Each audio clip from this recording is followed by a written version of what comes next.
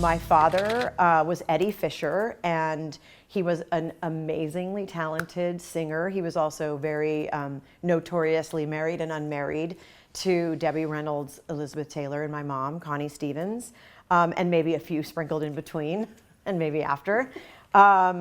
He had more #1 hits until the Beatles and Elvis came along. And he was, you know, a kid from South Philly, and he's gone. He left us 7 years ago. Of course he was a womanizer. Of course he was a drug addict, a gambler, a cad, a this, a that. And it's like, we all know those stories. They've been told over and over again.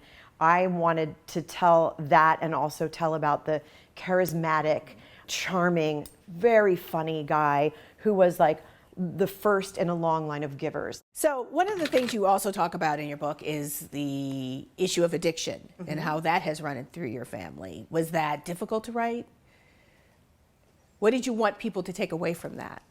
I think that it is genetic addiction. I think addiction isn't just about alcohol or drugs or cigarettes. It's about people. It's about fame.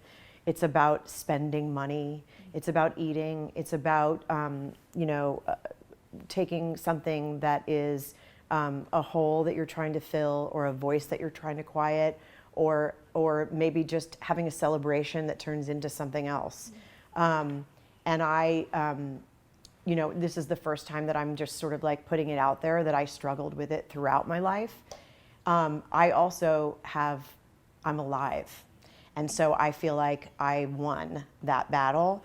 But I do, and I think that anybody that you ask that has addiction problems to anything would say that it's a day-to-day battle. It's ongoing.